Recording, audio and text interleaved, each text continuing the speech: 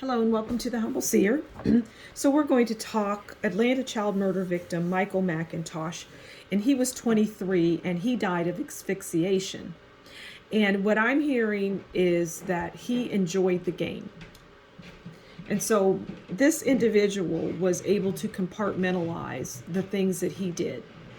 He was able to, when he involved himself, and I see him out in the forest, I see him out in the greenery, we're backwoods basically, where he is marking trees. Like he's doing something, marking them like as a guide for people. I don't know. That's just what I see. Him marking trees out in the woods. And he had two people, and they could be his parents, I don't know, but it's a man and a woman that were very involved in his life, and were trying to, because they had an inkling of what he was involving himself with, which is this organization, and they had an inkling that he was involved in this, and they were just really trying to talk him out of being this involvement. But they had that inkling, but they weren't willing to do anything about it. It's like they carried that to their grave, is what I'm hearing. They carried that to their grave, knowing and believing and wishing and hoping that he would have made a change. But at any rate, he did not. Okay, so let's pull a card on Michael McIntosh, and let's see what else the cards can tell us. And I'm hearing that he was able to compartmentalize, and he didn't dislike what he did. And I'm hearing there was some joy in some things that he did, which is horrifying. Okay, so let's get a card and see what else we can get from.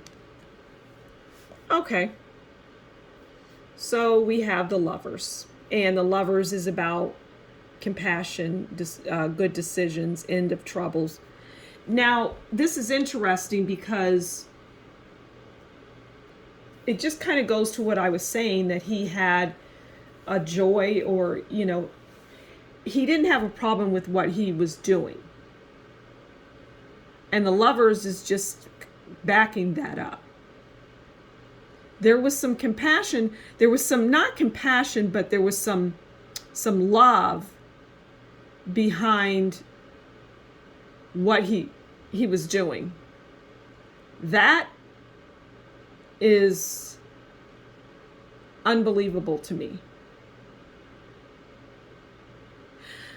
Was Michael McIntosh, was he mentally stable? I feel there's some mental instability here. Yes. Okay, so there's some, all right, so that makes sense, because this person they had maybe like,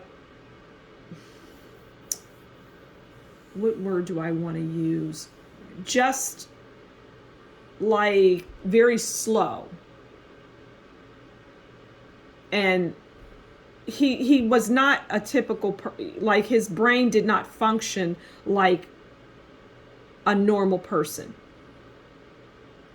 which would explain this.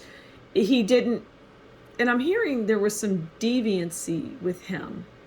That's, okay, so we're not dealing with a regular run-of-the-mill person here. This person had mental issues that allowed him to be in this world unfazed by it. Okay. It was almost like what I'm hearing is not understanding right from wrong. Not understanding right from wrong. Okay. Let's just keep going.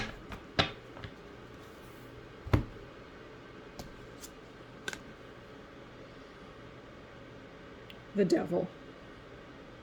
So in the end, what I'm hearing is the devil got him, which is the organization. They got him. I mean, he ended up dead, right? He died of asphyxiation.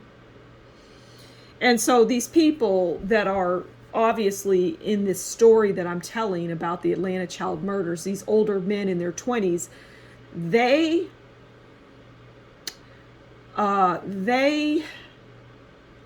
ended up dead, obviously, at the hands of this organization because, well, for many reasons.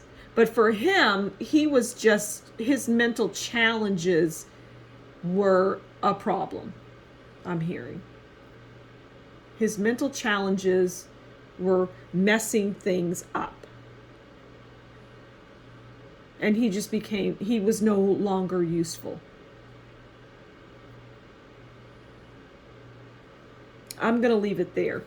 So thank you for, this one was disjointed. This reading to me is just, I'm perplexed by it. I don't know. At any rate, thank you for stopping by the Humble Seer. Please consider liking, sharing, and subscribing. And leave a comment below and give me your thoughts. And if you really like what I do and you want to show that, consider buying me a coffee. And that information will be in the description box below. Until next time, you take good care and we'll talk again soon. Bye.